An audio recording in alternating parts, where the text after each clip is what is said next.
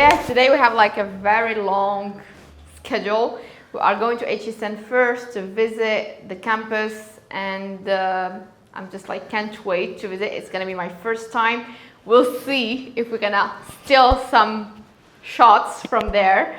And then we are heading to an event about women in leadership. It's in our space.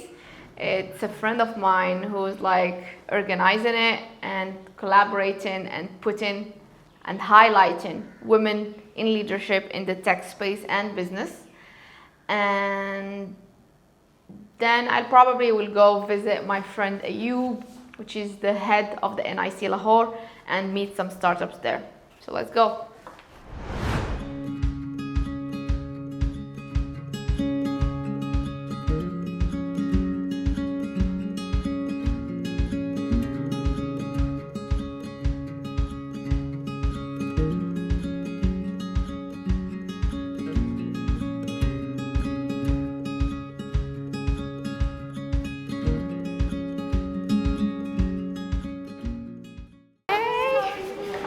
Good. Long time. Yeah. I saw your video and I was wondering. Which one? The Mariah? Yeah. The Mariah, yeah. We're finally launching, inshallah, in like 2-3 weeks maximum. Yeah, nice. But I'm still waiting for my products. Oh, really? They are normally arriving to Karachi end of this week. Oh, How are you? How have you been? I'm good, yeah. She is now a Pakistani. Hello? She is now, yeah. Yeah, I moved here actually. I moved here from Paris. Lived the last 10 years in Paris, and now we are like kind of moving here. Where are you Yes, from in Morocco? Casablanca, born and raised in Casablanca. I've been there once. Okay, where are you from? San Diego, California. The US, okay. American or mixed? There is a mix. Mixed there, Mexican, okay. I can see some South American threats here in Pakistan also. Well, I invest in tech startups. All right. And for our next fund, we want to have more of a global thesis. Right now, we're very focused on US and LATAM. I've invested in companies around the world, but we haven't had a specific How big thesis is the that's fund? very global. The current one is 10, so we're probably Very going small. to do 25. Okay, it's gonna be very interesting. You know, I have a tech crunch for the MENA region. Oh, okay. So it's called Wassel. So I'm building it between Morocco to Pakistan. Okay. So it's good that we talk about the $25 million fund. It's working, yeah. Okay. It's like here. Okay. It's a very small one. With $25 million fund, how We don't know yet. you don't. It's like literally, I'm doing But this 11 country will you do a follow-up tour round? To do research Right. and to meet the people that we would work with. We have a very different model. We're not traditional. I mean, we're traditional in the sense that we're traditional. We need like a good we're capitalized, ROI. making money. Of course. But not traditional in the sense that we're doing it differently. Because you don't see VCs traveling to Lahore. Exactly. That are doing Not much. or anything like that. And so what we believe is talent is spread equally, but opportunity is not. Right. And to me, it's about finding diamonds in the rough, and that's where you get also the best pricing, the best talent, and The best entry in the investment. and the early you get like you can't have like good investments when you have super huge inflated valuations. Right. So that's one aspect. That's of it. what killed actually the Pakistani ecosystem. It's like very inflated valuation because they sell that huge market of like 250 million, which is not a real market. Right, you have the opportunity to help shape the narrative. Exactly, own the narrative. That's our slogan. It's like own the narrative and really rebuild across opportunities instead of challenges only. We still have to But recognize also show them. the receipts. Yeah. Be honest, but focus on the right things. Give also a platform to those that are doing great things. Definitely. And just move forward. You know. But anyway, great talking to you. Thank you very much.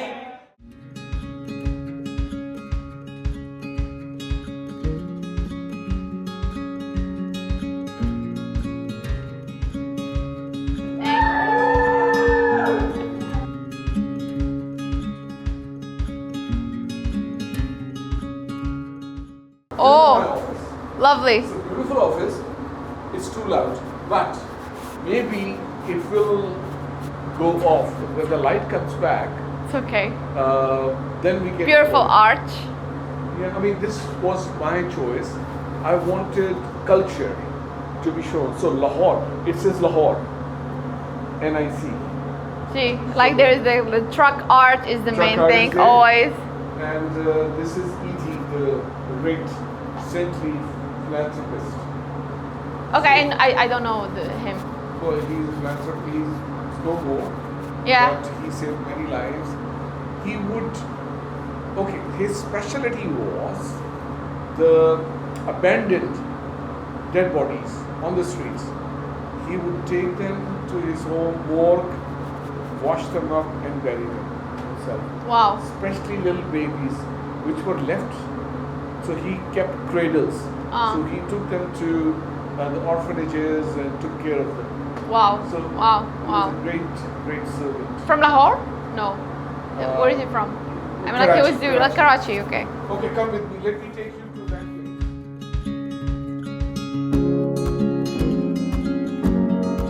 place. Dear friend, she runs this thing called Circle. Please say hi to Sara. She's our guest from Hello. France and Morocco. Yeah. She has a big platform on social media. So you want to quickly say? Yeah. So I'm Sara. I'm a Moroccan French tech entrepreneur. I'm an engineer myself, and I built an edtech startup back in 2020 that I exited in Paris 2 years later. And now I'm building this media company around technology, innovation, and entrepreneurship for the MENAP region. So the idea is to be able to bridge the ecosystem from Morocco to Pakistan. Morocco, that's my country. Egypt is like a mid-range country, and Pakistan, which like becomes my second home now. So and create synergies between these different ecosystems in terms of investment, talent mobility, and market expansion. Wonderful. So that's what we are doing. And for Pakistan, I want to contribute a little bit more to create like also alternative media, because unfortunately what's coming out is only negative, but there is so much more here in For this country. example, these young ladies are part of a 3-day program Right. enhancing skills like soft skills and how to do interviews and how to present themselves better. And then there'll be internship programs we'll be taking them to.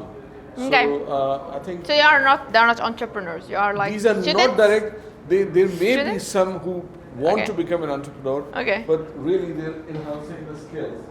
Yeah. The skills is the most important part, definitely for this word, this ever-changing word. We don't have a choice. So we just wanted you to say hi to them.